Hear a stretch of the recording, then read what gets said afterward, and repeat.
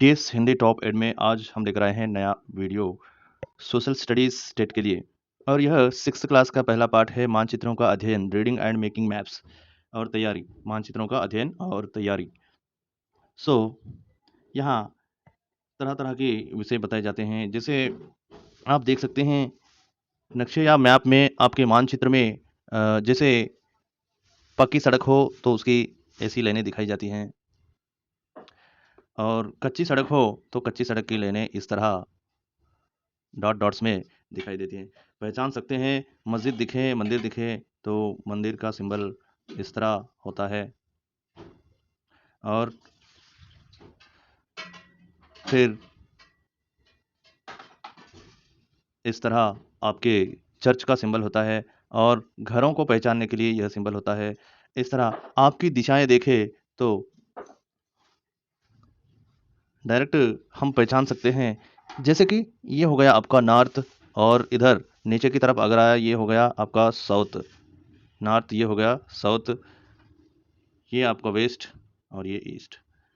पूर्व, पश्चिम, उत्तर, दक्षिण। इसी में फिर यह हमने कहा था उत्तर दक्षिण, तो यह पश्चिम और यह पूर्व। तो इसके बीच में का जो भाग आएगा इसको हम दक्षिण पश्चिम कहते हैं। दक्षिण पश्चिम, साउथ वेस्ट। और ये है हमारा उत्तर पूर्व या दक्षिण पूर्व, सॉरी। ये हो गया हमारा दक्षिण पूर्व। ये दक्षिण है तो दक्षिण के पूर्व का भाग ये हो गया, यहाँ दक्षिण है तो ये दक्षिण पूर्व हो गया। और ये दक्षिण पश्चिम हो गया, ये आपका उत्तर पश्चिम हो गया, ये हो गया आपका उत्तर पूर्व। उत्तर पूर्व। इस तरह दिशाएं हम ध्यान रख सकते हैं। तेलुगु में अगर आए तो वायुव्य, ईशान्य, नैऋति, आग्नेय, इस तरह हम याद रख सकते हैं। आगे चलते हैं दोस्तों। नक्शे में, नक्शा जो है एक आरेख जो पृथ्वी की सतह पर विभिन्न स्थानों को दर्शाता है। जैसे नक्शे के बारे में कहा है हमने, एक आरेख है। नक्शा एक आरेख है। नक्शा क्या है? नक्शा एक आरेख है जो पृथ्वी की सतह पर विभिन्न स्थानों को दर्शाता है। तो नक्शे के हिसाब से हम पृथ्वी के अनेक क्षेत्रों का अध्ययन कर सकते हैं। और इसी प्रकार आपको मानचित्र ही ज़्यादा उपयोग होता है। तो मानचित्र का ज़्यादा उपयोग होता है इस अध्ययन में। ऐसे मानचित्र के अध्ययन को या मानचित्र की स्टडी को हम क्या कहते हैं? यहाँ देखिए, तो मानचित्र के अध्ययन को हम कार्टोग्राफी कहते हैं। मानचित्र, study of maps, study of maps, ये इंग्लिश में हो गया। स्टडी ऑफ मैप्स जो है इसको हम कार्टोग्राफी कहते हैं। स्टडी ऑफ मैप्स को हम कार्टोग्राफी कहते हैं। ये यहाँ है आपका कार्टोग्राफी। अगर शॉर्ट में या फिर शास्त्रीय भाषा में हम याद रखें तो मानचित्र अध्ययन के शास्त्र को हम कार्टोग्राफी कहते हैं। और बात है ड्राफ्ट। तो ड्राफ्ट जो है यहाँ स्केच, सटीक या माप दूसरा नाम है इसका। तो ड्राफ्ट को हम स्केच कहते हैं या सटीक माप कहते हैं। तो यहाँ बिना दूरी के कल्पनात्मक रूप से खींचा गया आरेख या रेखा जो होती है, मतलब बिना दूरी के और बिना संकल्प के, बिना कल्पना किए हुए कैसे भी एक रेखा खींची जाए तो उसे हम यहाँ ड्राफ्ट कहते हैं। एक अनुमानित रेखा, साधारण अनुमानित रेखा को हम ड्राफ्ट कहते हैं। साधारण अनुमानित रेखा, साधारण अनुमानित रेखा को हम यहाँ ड्राफ्ट कहते हैं या सटीक माप या स्केच कहते हैं। एक साधारण स्केच करके हम मैप बनाते हैं। पैमाना, पैमाना यानी स्केल। तो पैमाना यानी स्केल मानचित्र में दिखाई गई दूरी वास्तविक दूरियों को आनुपातिक रूप से घटाती हैं। तो कैसे घटाती हैं देखते हैं। जैसे हम यहाँ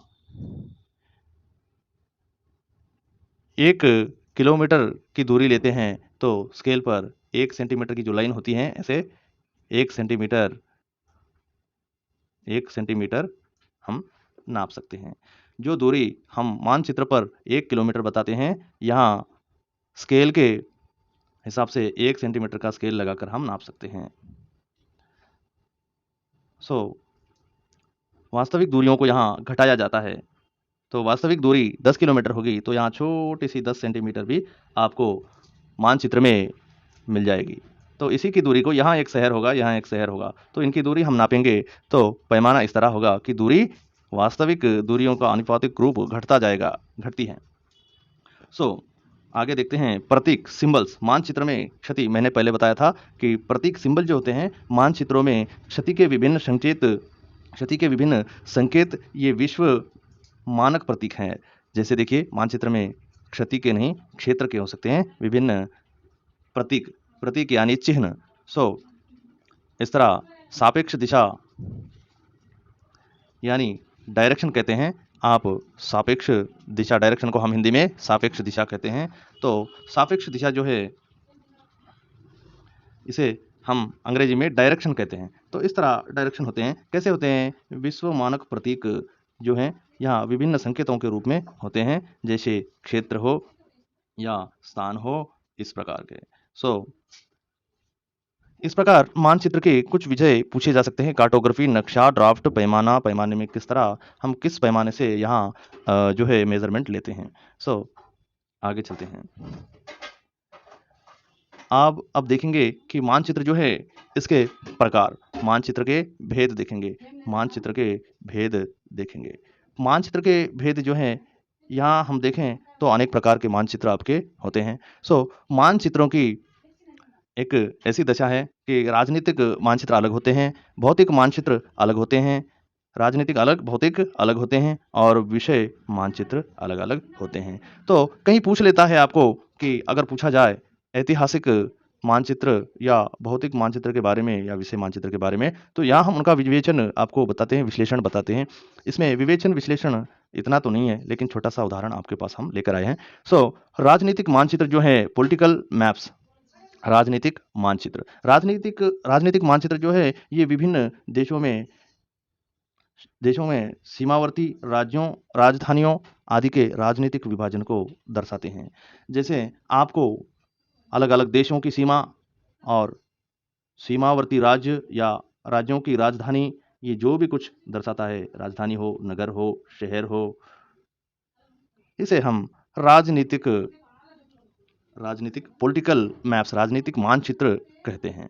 जैसे आपको शहर भी दर्शाया गया तो ये पॉलिटिकल मैप हो जाएगा, यानी राजनीतिक मानचित्र हो जाएगा। एग्जाम्पल हम अभी बताते हैं। अगर हैदराबाद कहा तो हैदराबाद को ढूंढने लगाया, कहीं आपके तेलंगाना के चित्र में हैदराबाद यहाँ पर है, तो ये भी मैप आपका जो है पॉइंटिंग आपका मानचित्र, राजनीतिक मानचित्र में आएगा। इस प्रकार दूसरा है आपका भौतिक मानचित्र। तो भौतिक मानचित्र जो है इसमें विशिष्ट रंगों और उतार चढ़ाव, इसके साथ साथ विभिन्न परिदृश्यों, पहाड़ों, पठार, मैदान, पर्वत, नदियाँ, ये जो है आपको भौतिक मानचित्र में दिखाई देती हैं। मैं एक और बार रिपीट करता हूँ, आई रिपीट अगेन। नदी,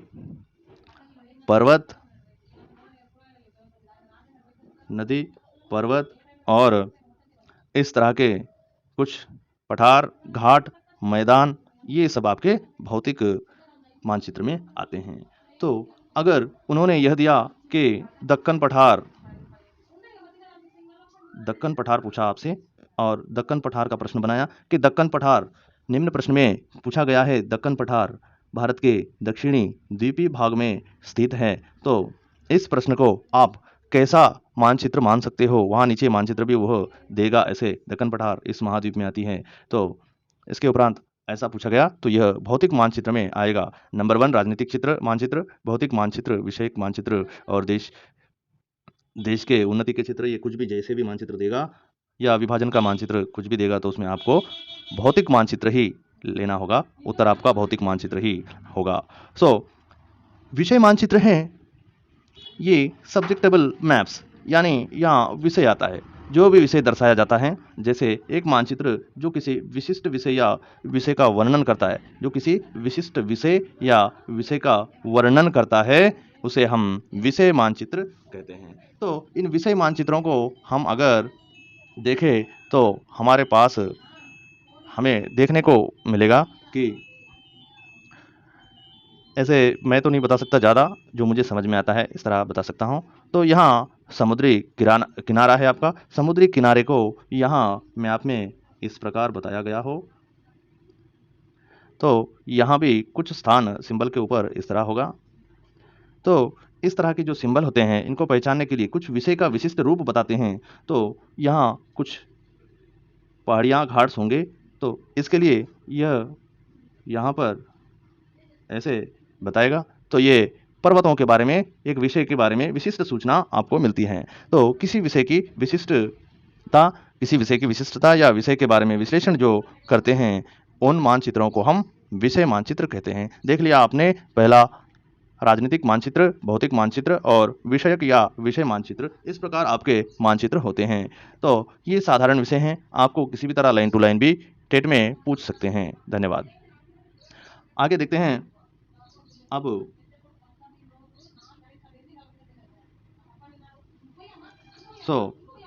इस विषय के लिए मैं धन्यवाद करता हूं आपको कि आपने मेरी छोटी सी जानकारी को माना होगा, जाना होगा। तो लाइक शेयर सब्सक्राइब करिए और करना ना भूलिए। तो आगे बढ़ते हैं।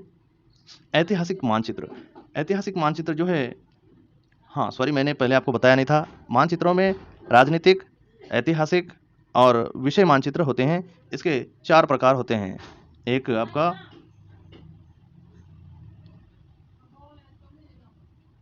हाँ मैंने बताया था आपको राजनीतिक मानचित्र, ऐतिहासिक मानचित्र और इसके उपरांत भौतिक मानचित्र और आपका विषय मानचित्र आ गया। 4 प्रकार के आपके मानचित्र होते हैं। 3 आपको बता दिए हैं, ये चौथा है ऐतिहासिक मानचित्र। इसमें आपको इस मानचित्र में जो ऐतिहासिक तत्व होते हैं इनको बताया जाता है।